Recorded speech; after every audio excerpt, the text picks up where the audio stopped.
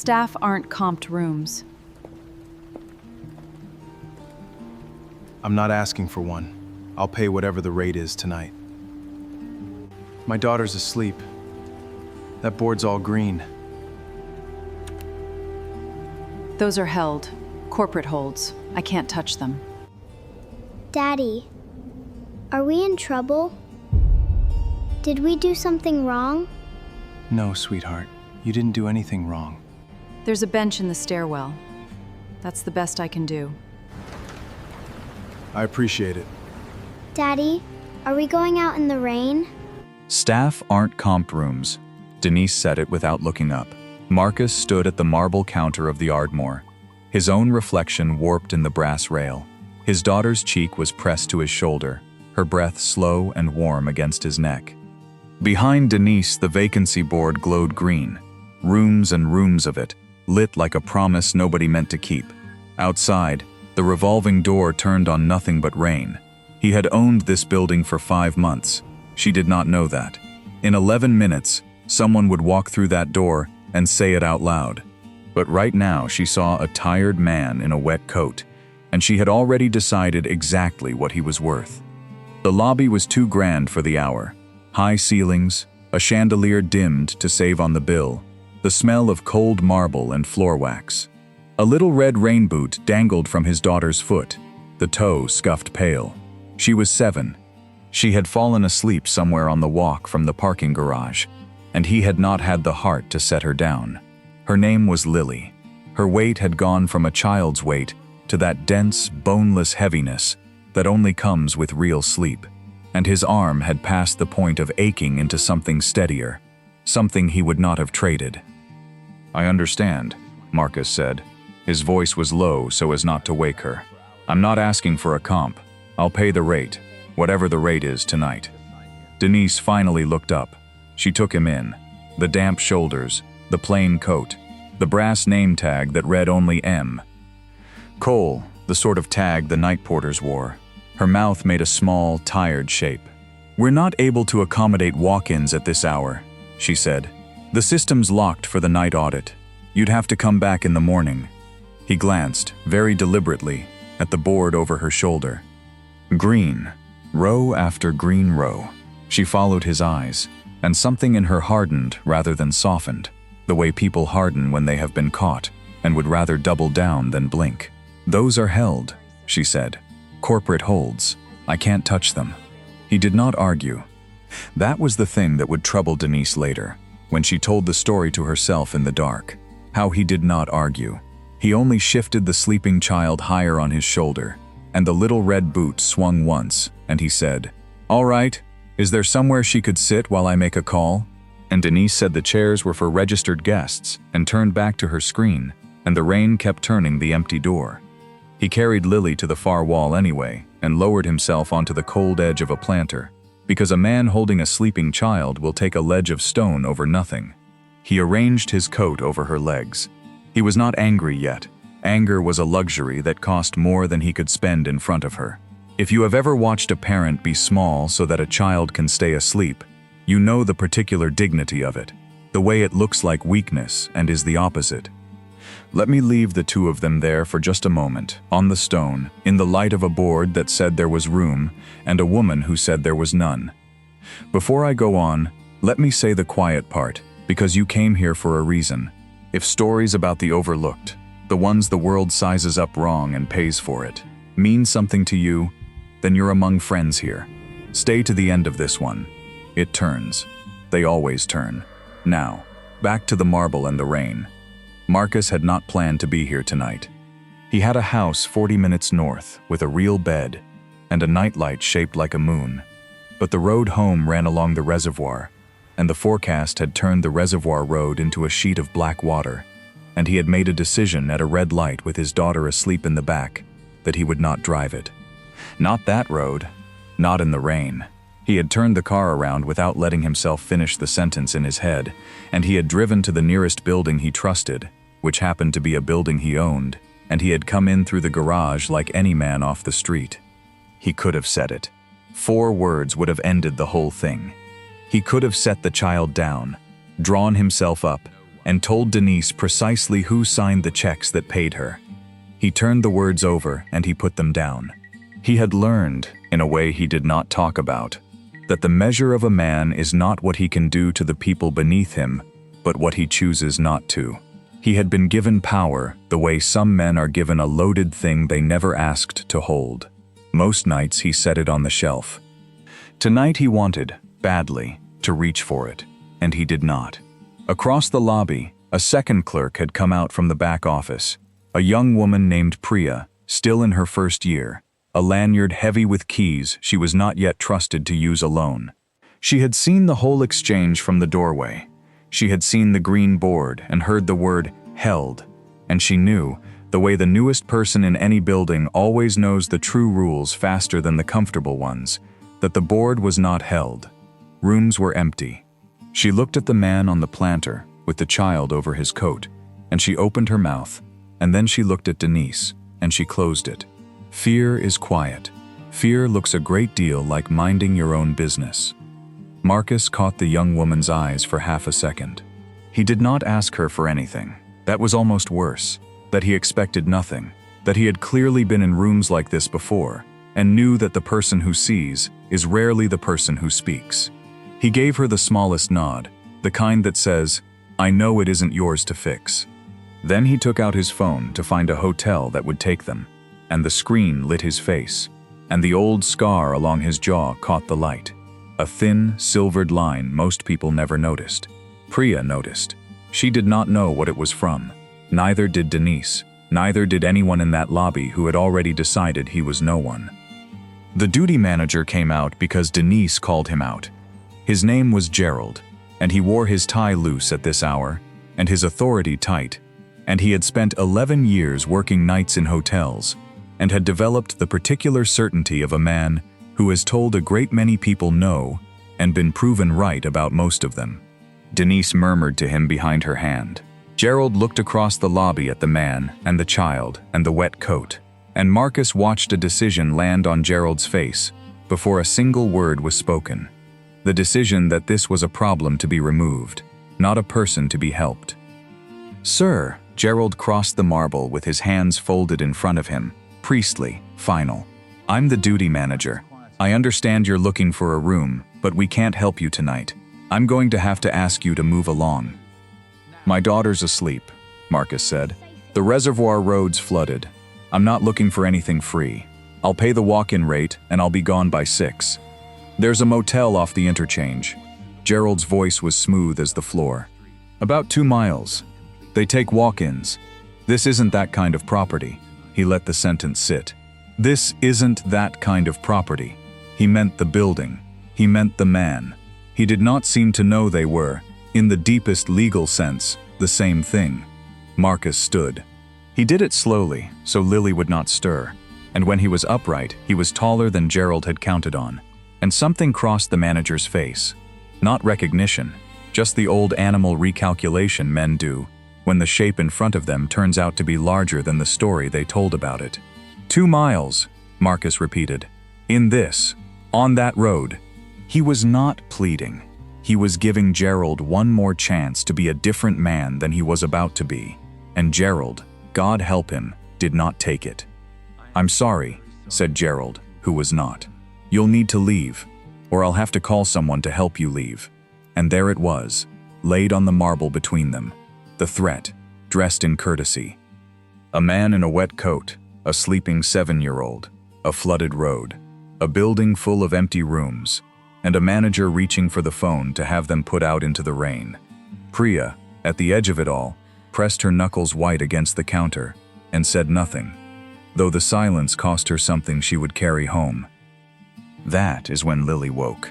She lifted her head off her father's shoulder, blinking against the low chandelier, her hair pressed flat on one side, and she looked at Gerald with the terrible plainness of a child who has not yet been taught to soften the truth.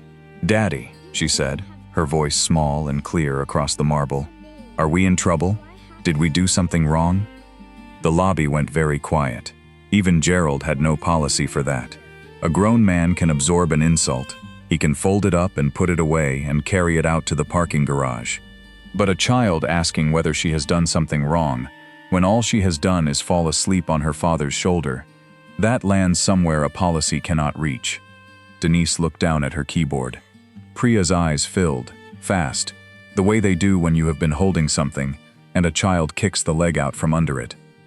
"No, sweetheart," Marcus said, and he crouched, still holding her, so their faces were level. "You didn't do anything wrong, not one thing." He said it to her, but he said it into the room, and the room heard it. Sometimes grown-ups make a mistake, and it takes them a while to fix it. "That's all this is." His voice did not shake. That steadiness cost him more than shouting would have. He kissed the top of her head and stood back up, and he looked at Gerald over his daughter's hair, and for the first time, the manager could not quite hold the look. "There's a bench in the garage stairwell," Gerald said, quieter now, but not backing down, because backing down in front of Denise was its own kind of failure to him. "You can wait there until the rain lets up. That's the best I can do." The garage stairwell. Concrete and strip lights and the smell of exhaust. He was offering a stairwell to a man he would soon be begging not to fire him. Marcus considered it. Then he did something that would replay in Denise's memory for years. He thanked Gerald, quietly, sincerely. "I appreciate it," he said, and he turned toward the revolving door with the child in his arms, and he began to walk out of his own hotel into the storm, because he had decided that being right was not worth teaching his daughter, that power is a thing you swing at people. He would find the motel. He would drive the interchange. He would not become, in front of her, the kind of man who had just tried to put them out. He got as far as the portico, out under the stone overhang where the rain came sideways and the gutters ran loud, and he set Lily down on her own 2 feet for a moment so he could dial. She leaned against his leg, one small fist in his coat, watching the water sheet off the eaves. He found the motel off the interchange and pressed the number and waited, one hand cupped over his free ear against the storm. A phone rang somewhere 2 miles up a road he did not want to drive, and a tired voice answered, and Marcus asked the only question he had left. Did they have a room? Anything. He would take anything. He listened. Lily watched his face, the way children watch a face for the weather in it. "No," Marcus said quietly, into the phone. Not to her. "No, I understand. Convention, I know.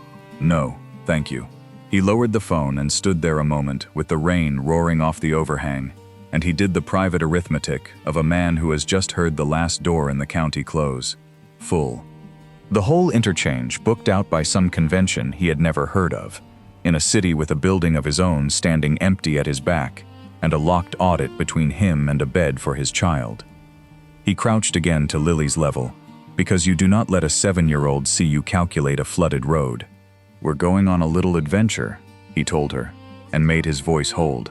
But he was thinking of the reservoir. He was thinking of the black water over the low place by the spillway, the way it moved when the headlights hit it, the way it had moved 3 years ago, under a different set of wheels. Lily gripped his collar and said she was cold, and he wrapped his coat around her again, and the rain kept on, and every warm door he knew of was shut, and the only one that was open led 2 miles up the one road on earth he had sworn he would never drive her on. Inside, behind the glass, they watched him. Denise watched the man she had turned away stand under his own portico making a phone call that plainly went nowhere, and something began to sit wrong in her stomach, though she could not yet have said what. Priya watched him crouch to the child a second time and hold her against the cold, and the young clerk's hand crept toward the counter's edge as if it might, on its own, do the thing her nerve would not. Marcus lifted his daughter and turned back toward the revolving door, because a portico is not a place to spend a storm, and the stairwell, God help him, was drier than the interchange road was safe. The rubber seal of the door sighed, and the noise of the storm came up loud, and a gust threw a fistful of rain across the marble in a long dark streak. Lily flinched at the sound and gripped his collar. He stopped, not because of pride, because of the road. Because a man who will not drive the reservoir in the rain does not walk his daughter into it on foot either. And he stood in the mouth of the revolving door, with the storm pulling at his coat, and did the hardest arithmetic a parent ever does. Which risk is smaller? Which harm is survivable? How do I keep her? And in that pause, Priya moved. Not much. She came around the end of the counter 2 steps, keys clutched to her chest, and she said, barely above a whisper, "Wait." Just that. Gerald turned on her like a hinge. "Priya." One word, a warning with her whole future in it. She stopped. She looked at the man in the doorway and the child flinching at the storm, and she looked at her manager, and the newest, most frightened person in the building did the math on her own life and lost her nerve, and stepped back behind the counter and looked at the floor. It was not cowardice exactly. It was a girl who needed this job the way the man needed that room, watching 2 needs collide and having no power to spend on either. Marcus met her eyes one more time and gave her that same small nod. No blame in it. He had been the person who could not speak, once, in a room where speaking would have cost him everything, and he had never forgiven himself and had also never blamed the boy he had been. He understood her precisely. He turned back to the storm. He bent his head against it. He stepped forward into the revolving door and pushed, and the city and the rain swallowed the glass, and for one long moment it looked, to everyone watching, as though the story would simply end the way these stories usually end, with the tired ones out in the weather, and the comfortable ones warm behind the marble, telling themselves they'd followed the rules. The wiped streak of his wet footprints was still drying on the floor when a second set of headlights swung across the lobby glass. A car pulled under the portico with the confidence of a car that belonged there. A woman came through the revolving door a beat behind Marcus, folding a black umbrella, shaking rain from a charcoal coat that had not come off any rack a night clerk could afford. She was perhaps 50. She moved like the building was hers to move through. Denise straightened without being told to. The body knows a superior before the mind confirms it. Gerald came around the counter, smoothing his loosened tie, already smiling the smile he kept for people who mattered. "Ms. Ashford," Gerald said. "Eleanor Ashford, regional director for the group, 12 properties. The woman whose name sat 2 lines above his own, on every chart he had ever studied. We weren't expecting you tonight, is everything." But Eleanor was not looking at Gerald. She had stopped just inside the door, and she was looking past all of them, out through the revolving glass to the portico, where a man in a wet porter's coat stood with a sleeping child, waiting for a break in the rain that was not going to come. Her face did a thing that made Denise's stomach drop before she understood why. Recognition. Not the recognition of a name on a tag. The recognition of a person you have sat across a boardroom table from. The recognition of the person who signs the thing you sign under. "Is that?" Eleanor said, and did not finish, and pushed back out through the door she had just come in by. They watched through the glass. They watched her cross the wet portico. They watched her stop in front of the man they had just turned out, and they watched her do the one thing that rearranged the entire night in an instant. Eleanor Ashford, regional director, the most important person any of them had ever seen in that lobby, lowered her head, just slightly, the way you do to someone above you, and her mouth, through the glass, made a shape they could all read even without sound. "Mr. Cole." Gerald's smile came apart slowly. From the edges in, Denise's hand found the counter. And in the seconds it took Eleanor to walk him back in from the rain, Denise's mind began doing a thing she could not stop it from doing. Going back over the last quarter hour and turning each small moment over in a new light. The scar along his jaw that she had seen and filed under nothing. The way he had stopped dead in the doorway when the storm came up loud, which she had read as a man hesitating and had not thought about again. The word reservoir, which he had said twice, and which she had heard only as an excuse. She had held each of those things in her hand tonight and set every one of them down as belonging to a man who did not matter. Eleanor came back through the door first, holding it, and Marcus followed her in, out of the rain, with Lily lifting her head against the warmth and the light. Eleanor turned to the desk, and her voice, when it came, was not loud. It did not need to be. "Do you know who this is?" she said. It was not a question. "This is Marcus Cole, Ardmore Holdings. He owns this property. He owns the 11 others like it. She let that cross the marble and reach the two people behind the counter. He acquired the group in the spring, quietly, which is how he does most things. Her eyes moved to Gerald. Would one of you like to tell me why he's standing in the portico in the rain with his daughter? Nobody told her anything. Gerald's mouth opened and produced no sound. Denise had gone the gray of the marble behind her. And then Eleanor's voice changed. Not sharper, but gentler, the way a voice softens around old grief. And she turned from the desk to the man himself.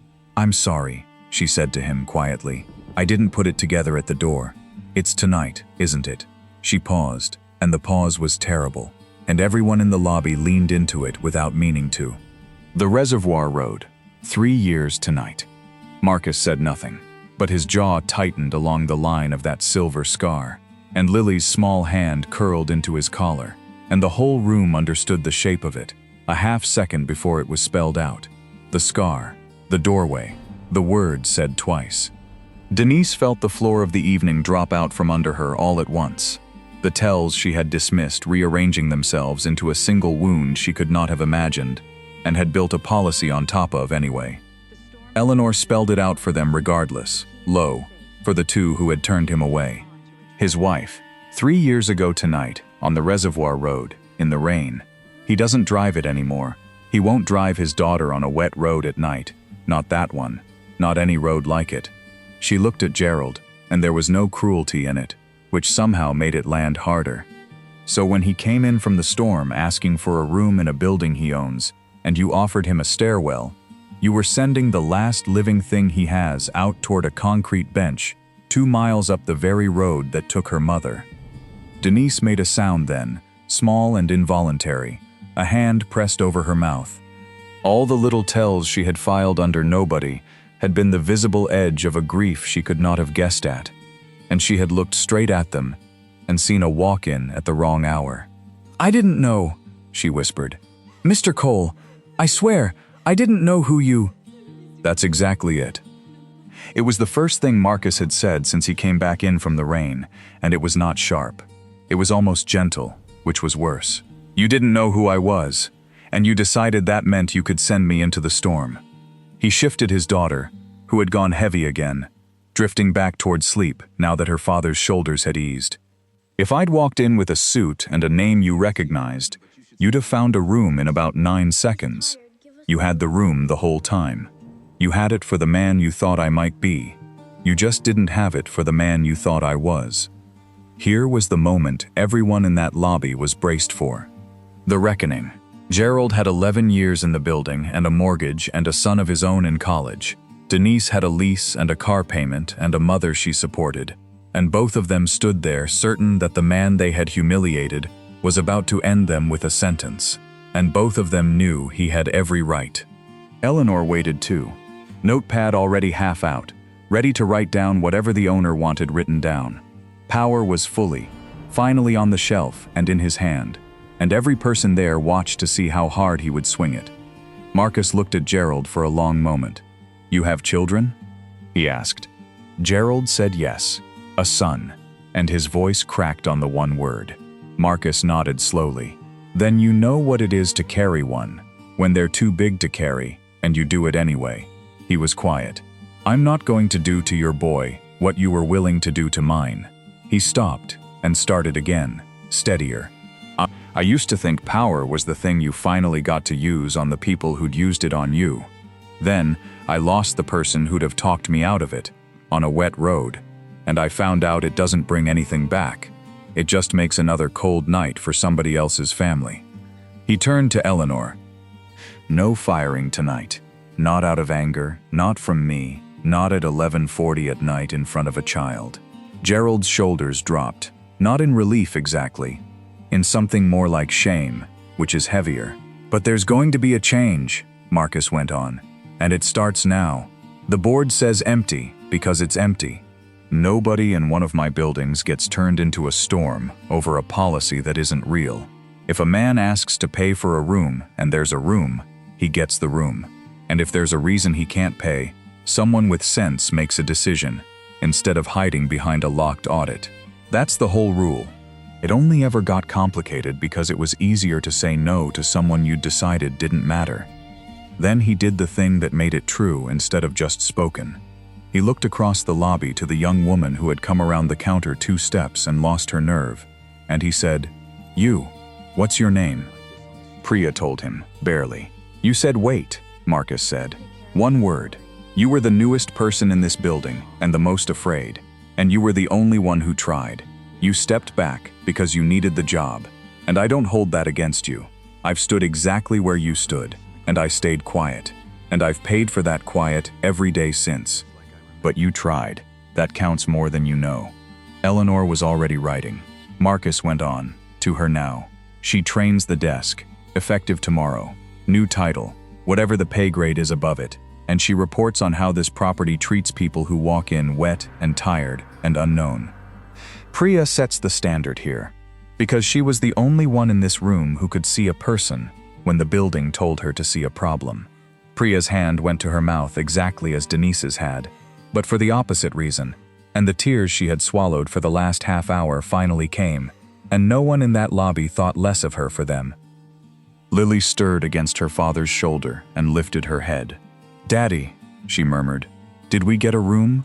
And Marcus smiled, the first real one, tired all the way through, and he said, "Yeah, baby, we got a room."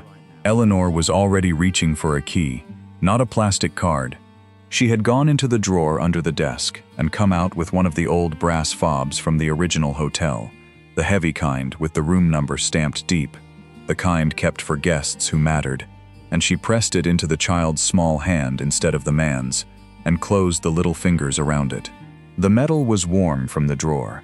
Lily held it up to the light and turned it, delighted the way children are by weight and shine, and the whole shameful night turned on the sound of a 7-year-old going "oh" at a piece of brass. They walked her to the elevator themselves.